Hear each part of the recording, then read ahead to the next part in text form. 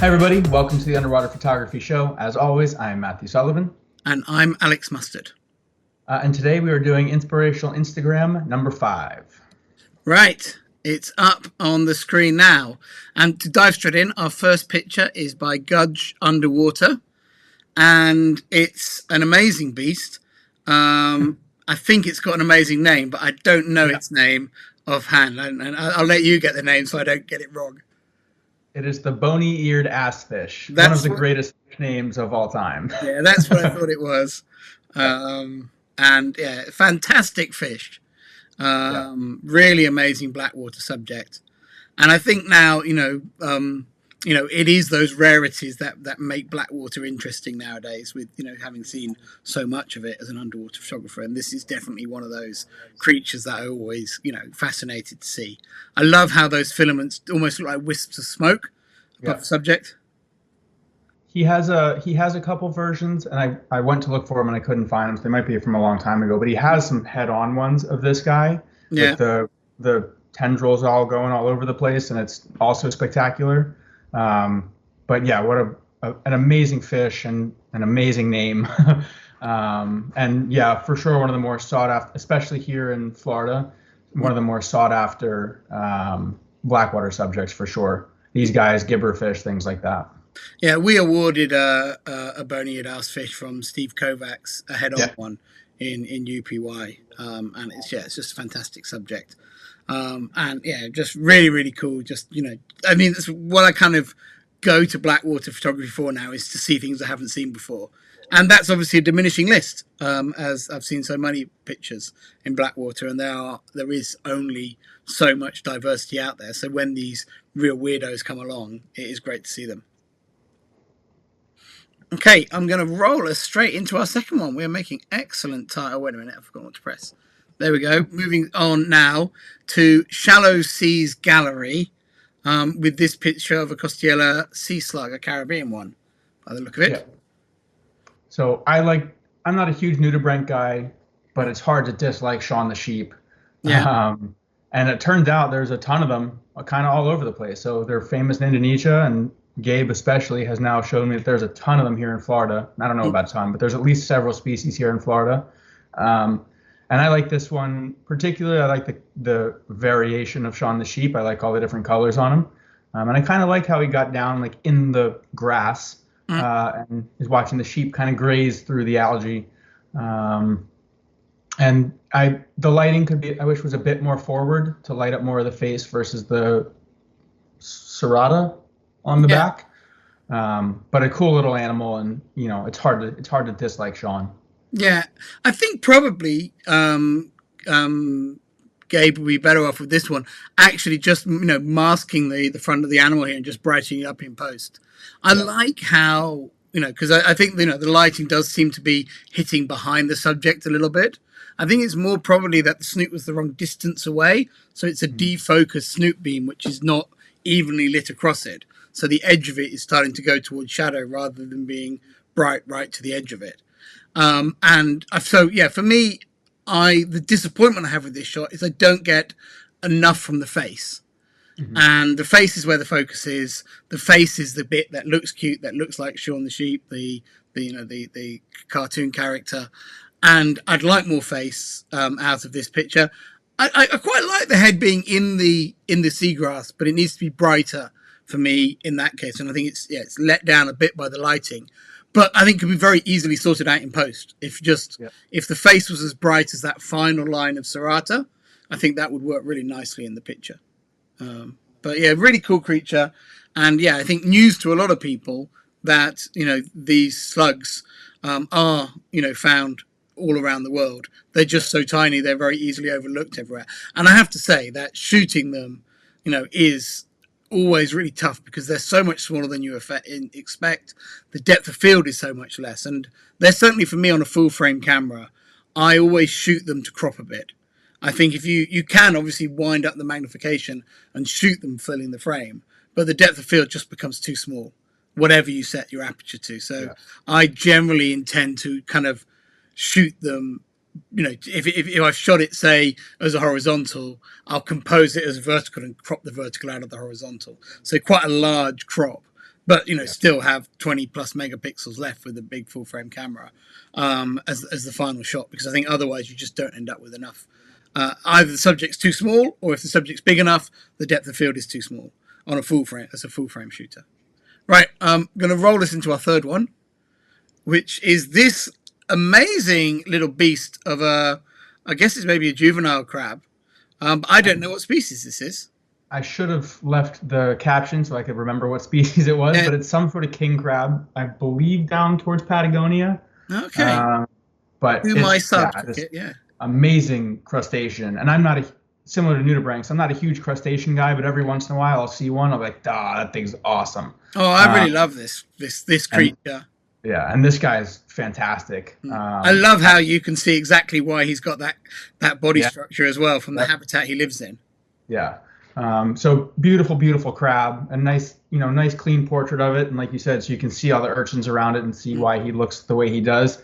I would also love to see this guy lit with some sort of lighting that accentuates the spines all over the body and the legs. Then maybe cross light or backlight or something like that would be really, really cool.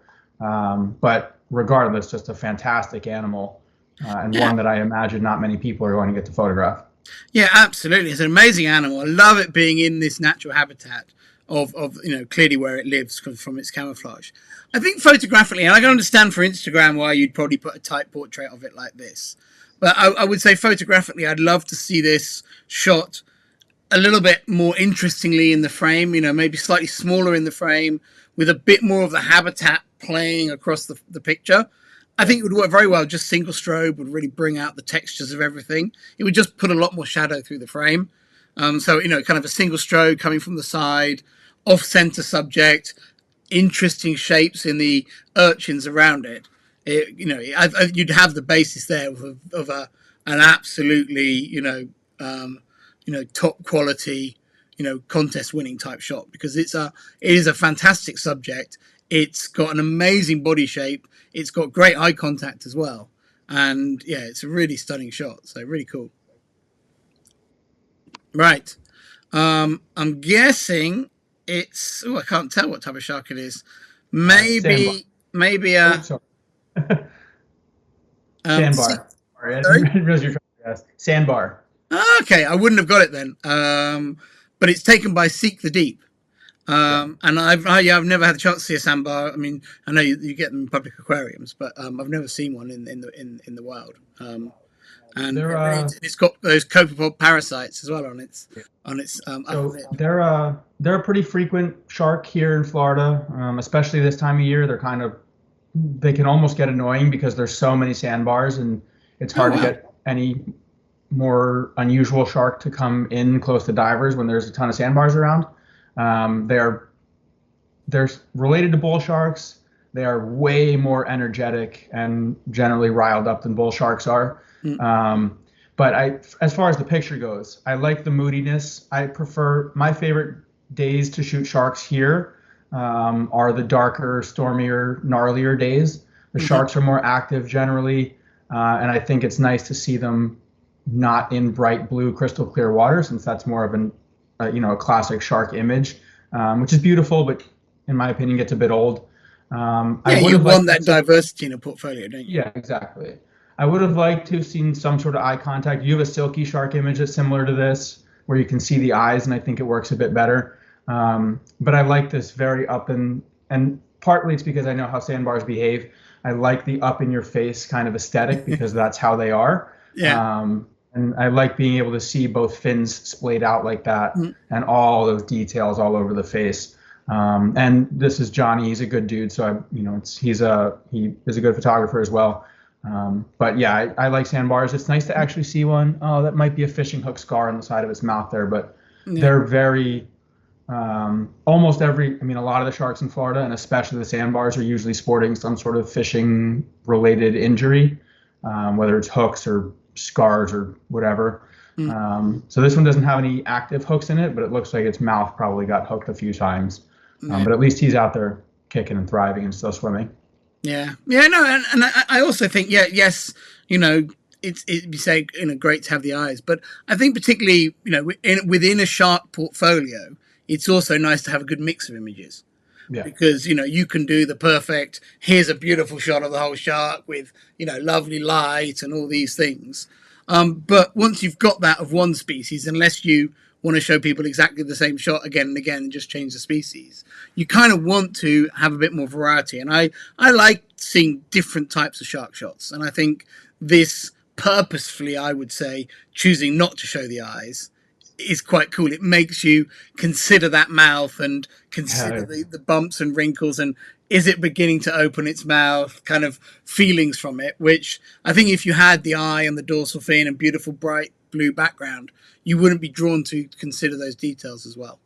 That's another thing I like. I like it a lot for that variation. I was going to say, I also like all the texture you get in the picture as well, with the kind of the almost harsher lighting. So you get all the wrinkles on the underside of the belly. You can see every little stipple in the nose and ridge. It's really cool. Yeah, and not being blunt. And like I said, sandbars, this is how they are. So it's cool to see a picture like this. And nice to see one without active hooks in it too. Cool. Right. So moving on to Pietroformis, a picture of a rainbow or peacock mantis shrimp carrying eggs. And shot with a snoot, which I think is often a good decision with the mantis shrimps because they're a seabed attached subject. They're all about color, and you know, isolating them like this always is gonna, you know, work well. So yeah, nice shot. So obviously, there's been a lot of snooted mantis shrimp pictures. There's been a lot of pictures of mantis shrimp with their big clutch of eggs, but I actually like this one, mostly because I like the directional lighting. Because oftentimes you can shoot them straight down. This one's kind of coming in at an angle, and so it gives you a lot of texture on the eggs itself. You get the shadow of the antenna on the eggs. You get some shadow, like drop shadow behind the eyes. So I've seen this mantis shrimp with eggs one time, and it immediately pulled into its hole, and I never saw it again. So part of me is a little envious because I would love this opportunity. And you know, it'd be cool to see a picture of this setup with something that isn't a black background, since this one often is shot with black. But I think the directional lighting in this one and that massive clutch of eggs makes it a really cool portrait for me. Yeah, I mean, I would say to anyone wanting to shoot this subject, it's a great subject to shoot with a snoot because, you know, they will often just sit at the entrance of their burrow like this, gives you plenty of time to work and shoot them. And they will, you know, and definitely the snoot is the way to separate them from the environment that they're definitely standing on because they're not a mid-water subject. So I think it's a great way to shoot them. I try personally to avoid doing this because, as you know, I'm not the biggest fan of black backgrounds or snooted type look of image anyway. And I try and find other solutions to shoot the mantis shrimps, often with shallow depth of field or by really working on my camera angle to maximize my separation from the background. In order to sort of create a more naturalistic picture. I find a picture like this, particularly for me as a sort of a photographer trying to sell my pictures, is unlikely to sell very well because the story is too simple. People don't, you know, what is it? Okay, I know what it is. Where is it? Oh, it's on the seabed, but I've decided not to show you that. And it doesn't tend to work as an illustrative picture. So that's kind of why I sometimes will go in a different direction. But in terms of a graphic, eye-catching underwater picture, particularly for contest, this is definitely the way to go. Yeah. Right.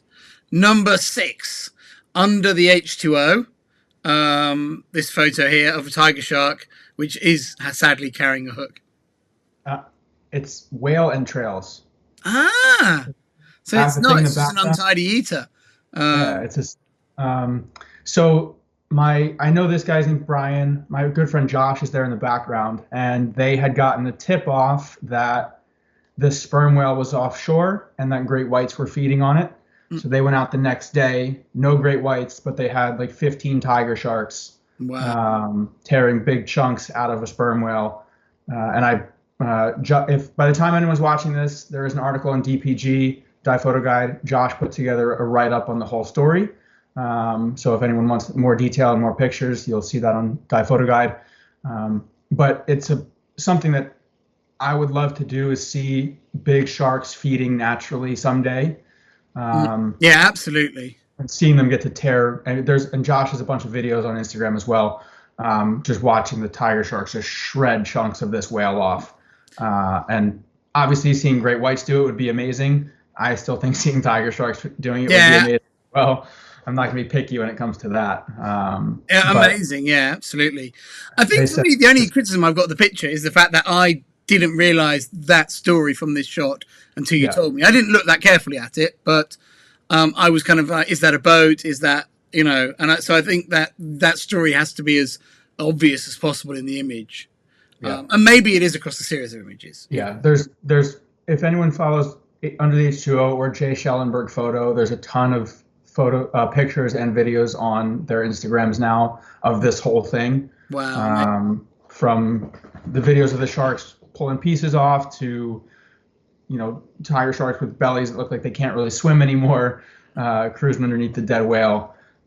So lots of good content there if anyone wants to go see them. But yeah, it's something I would love to see one day, is natural feeding behavior by large predatory sharks. Yeah, and I think that things like this are really important to those shark populations, actually. These unusual events are probably actually really important to their overall food budget for the year.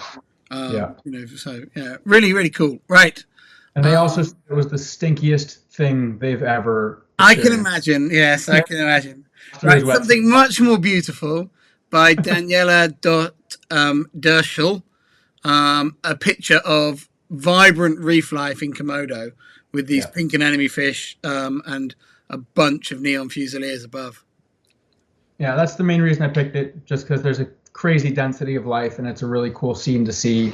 And my experiences in the Indo-Pacific have been in the largely muck diving destination, so I haven't gotten to see anything like this. And in Florida, we don't really have. I mean, you have days where you'll get lots of bait fish over a reef, but it shows the abundance of the ocean, which I think is really cool and important to see.